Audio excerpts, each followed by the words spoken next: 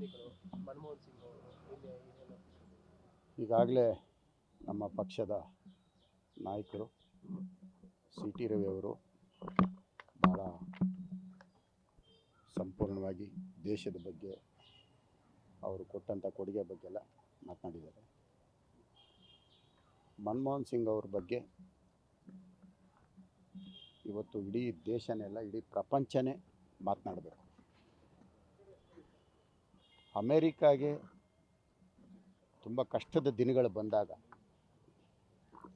ಮನಮೋಹನ್ ಸಿಂಗ್ ಅವರ ಸಲಹೆ ಕೇಳಬೇಕು ಅನ್ನೋ ಒಂದು ತೀರ್ಮಾನ ಮಾಡಿದಂಥ ದೇಶ ಒಂದು ಅಮೇರಿಕ.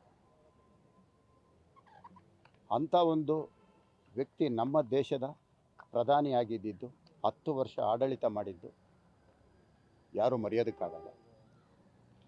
ಮನಮೋಹನ್ ಸಿಂಗ್ ಅವರು ಇವತ್ತು ನಮ್ಮನ್ನು ಅಗಲಿದ್ದಾರೆ. ಅವರ ಆತ್ಮಕ್ಕೆ ಶಾಂತಿ ಸಿಗಲಿ. ಅಂಥವರು ದೇಶದ ಒಂದು ಆರ್ಥಿಕ ವ್ಯವಸ್ಥೆಯನ್ನು ಸರಿತೂಗಿಸ್ಕೊಂಡು ಹೋಗೋಂಥ ವ್ಯಕ್ತಿ ಮತ್ತೆ ಹುಟ್ಟು ಬರಲಿ ಅಂತ ನಾವೆಲ್ಲರೂ ಬಯಸಬೇಕು.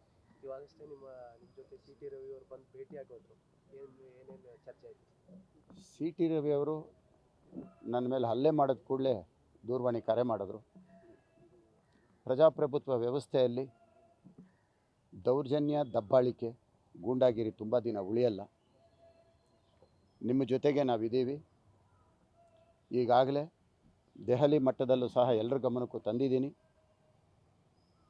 ನಡೀತಾ ಇರೋಂಥ ಇಲ್ಲಿನ ಎಲ್ಲ ವಿಷಯಗಳನ್ನೂ ಸಹ ದೆಹಲಿಗೆ ತಲುಪಿಸ್ತಾ ಇದ್ದೀನಿ, ಮಾತನಾಡ್ತಾ ಇದ್ದೀನಿ. ನಿಮ್ಮ ಜೊತೆ ಪಕ್ಷ ಇದೆ, ನಾವೆಲ್ಲರೂ ಇದ್ದೀವಿ. ಧೈರ್ಯದಿಂದ ನೀವಿರಿ, ಹೆದರೋಂಥದ್ದೇನೂ ಇಲ್ಲ. ಒಬ್ಬ ಶಾಸಕನ ಹಕ್ಕನ್ನು ಕಸ್ಕೊಳ್ಳೋದಕ್ಕೆ ಹೋಗ್ತಾ ಇದ್ದಾರೆ. ಒಬ್ಬ ಶಾಸಕನ ಕ್ಷೇತ್ರದಲ್ಲಿ ಬರಬಾರ್ದು ಅನ್ನೋಂಥ ಒಂದು ಸಂಚು ಮಾಡ್ತಾ ಇದ್ದಾರೆ.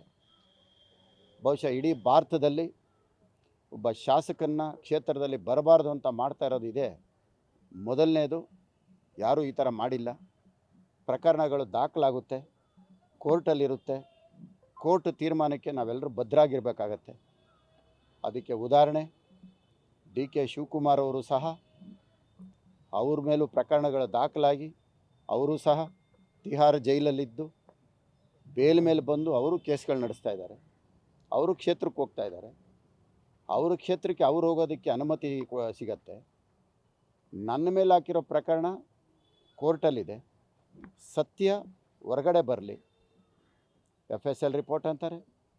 FSL ರಿಪೋರ್ಟು ಕೋರ್ಟಲ್ಲಿ ಮುಂದಿನ ದಿನಗಳಲ್ಲಿ ಅದನ್ನು ವಾದ ವಿವಾದಗಳು ನಡೆಯುತ್ತೆ. ಕೋರ್ಟು ನಾನು ತಪ್ಪಿತಸ್ಥ ಅಂತ ತೀರ್ಪು ಕೊಟ್ಟಿದ್ದ ದಿವಸ ಅದಕ್ಕೆ ನಾವೆಲ್ಲರೂ ಅದಕ್ಕೆ ಒಪ್ಕೊಳ್ಳೇಬೇಕು. ಕಾನೂನಿಗಿಂತ ದೊಡ್ಡವರು ಯಾರೂ ಇಲ್ಲ, ನಾವೆಲ್ಲರೂ ಚಿಕ್ಕವರೇ. ಆದರೆ ಸಮಾಜ ಒಬ್ಬ ಸೇವಕನಾಗಿ ಕ್ಷೇತ್ರದ ಸಂವಿಧಾನದಲ್ಲಿ ಕೊಟ್ಟಿರ್ತಕ್ಕಂಥ ಹಕ್ಕು, ಒಬ್ಬ ಶಾಸಕನ ಹಕ್ಕು ಕಸ್ಕೊಳ್ತಾ ಇದ್ದಾರೆ. ಅದು ಭಾಳ ದೊಡ್ಡ ತಪ್ಪು ಮಾಡ್ತಾ ಇದ್ದಾರೆ. ನನ್ನ ಮೇಲೆ ಹಲ್ಲೆ ಮಾಡೋದು, ನನ್ನನ್ನು ಎದುರಿಸೋದು, ಕ್ಷೇತ್ರದಲ್ಲಿ ಬರದೇ ಮಾಡೋದು, ನನ್ನ ಬಗ್ಗೆ ಕೆಟ್ಟ ಪ್ರಚಾರ ಮಾಡೋದು, ಇವೆಲ್ಲ ಮಾಡ್ತಾ ಇದ್ದಾರೆ.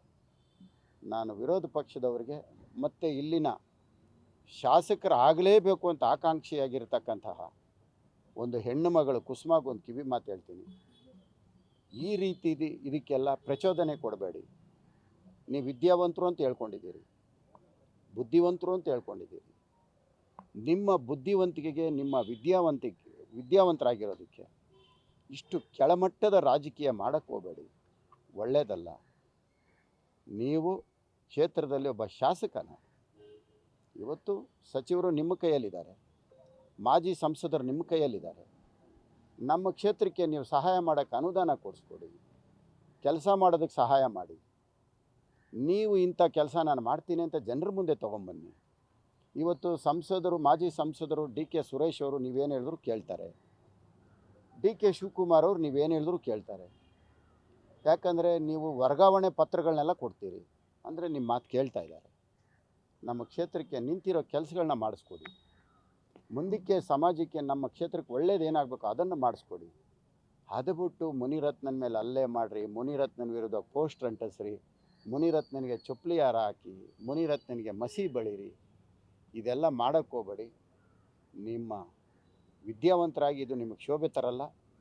ಇದನ್ನು ನೀವು ಸರಿಪಡಿಸ್ಕೊಳ್ಳಿ.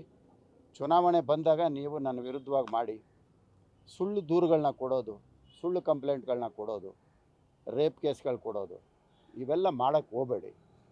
ನೀವು ಹೆಣ್ಣು ಮಗಳಾಗಿ ನೀವೆಷ್ಟು ನೋವು ಅಂತ ನೀವು ಹೇಳ್ತೀರೋ, ನನಗೂ 2 ಹೆಣ್ಣು ಮಕ್ಕಳಿದ್ದಾರೆ, 4 ಮೊಮ್ಮಕ್ಕಳಿದ್ದಾರೆ. ಈಗ ನನ್ನ ಮೊಮ್ಮಗಳಿಗೆ 15 ವರ್ಷ. ನನ್ನ ಮೇಲೆ ಒಂದು ಸುಳ್ಳು ರೇಪ್ ಕೇಸ್ ಕೊಡಿಸಿದ್ದೀರಿ.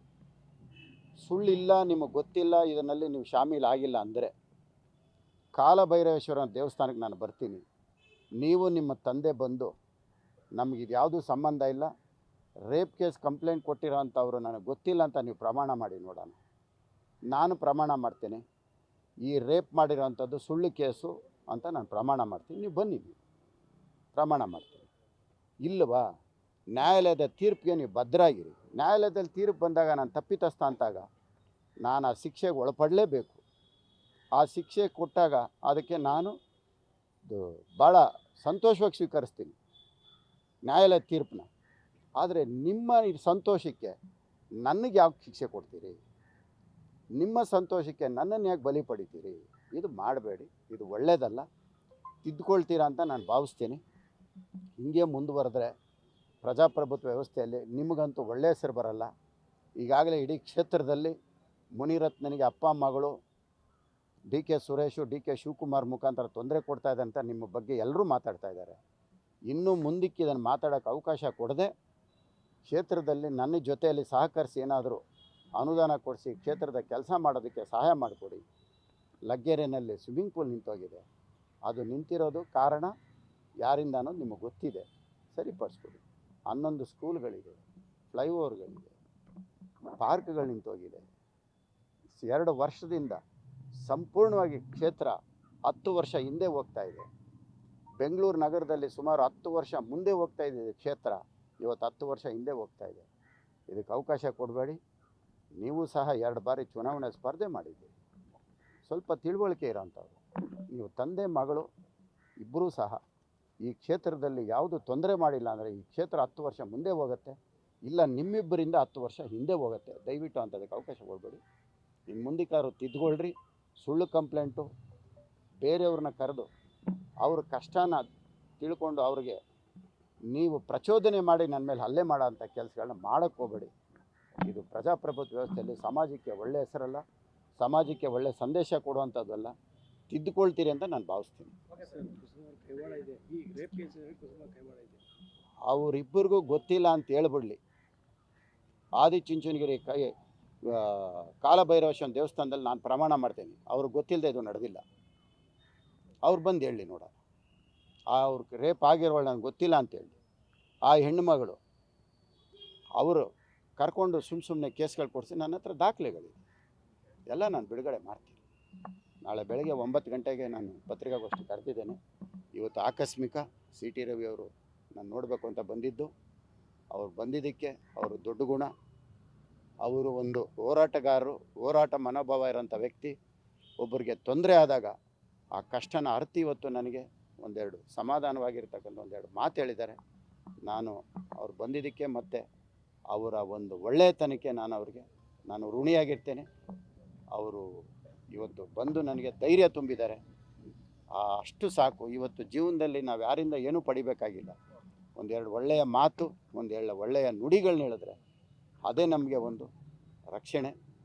ಸಿ ಟಿ ರವಿಯವರು ಬಂದಿದ್ದಕ್ಕೆ ಅವ್ರಿಗೆ ನಾನು ಮತ್ತೊಮ್ಮೆ ನಿಮ್ಮ ವಾಹಿನಿ ಮುಖಾಂತರ ಧನ್ಯವಾದಗಳನ್ನ. ಈಗಾಗಲೇ ನಮ್ಮ ಕೇಂದ್ರದ ವರಿಷ್ಠರಿಗೆ ಎಲ್ಲರ ಗಮನಕ್ಕೂ ತಂದಿದ್ದೀನಿ. ಕೇಂದ್ರದ ಮಂತ್ರಿಗಳಾಗಿರ್ತಕ್ಕಂತಹ ಪ್ರಹ್ಲಾದ್ ಜೋಶಿ ಅವರಿಗೆ ನಾನು ಕೊಟ್ಟಿರತಕ್ಕಂಥ ದೂರುಗಳ ಬಗ್ಗೆ ಗಮನಕ್ಕೆ ತಂದಿದ್ದೀನಿ. ಅದೇ ರೀತಿ ಶೋಭಾ ಕರಂದ್ಲಾಜೆ ಅವ್ರ ಗಮನಕ್ಕೂ ತಂದಿದ್ದೀನಿ.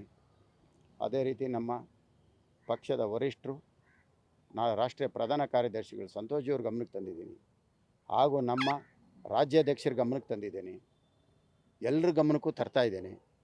ಆಮೇಲೆ ವಿಶೇಷವಾಗಿ ನನಗಾಗಿರೋಂಥ ಅನ್ಯಾಯದ ಬಗ್ಗೆ ನಿನ್ನೆ ದಿನ ನಮ್ಮ ವಿರೋಧ ಪಕ್ಷದ ನಾಯಕರು ಆರ್ ಅಶೋಕ್ ಅವರು ಸಹ ಖಂಡಿಸಿದ್ದಾರೆ. ಅವ್ರಿಗೂ ಸಹ ನಾನು ಧನ್ಯವಾದಗಳನ್ನ ಹೇಳ್ತೀನಿ. ಪಕ್ಷ ನನ್ನ ಜೊತೆಯಲ್ಲಿದೆ, ಪಕ್ಷ ಜೊತೆಯಲ್ಲಿ ನಾನಿದ್ದೇನೆ.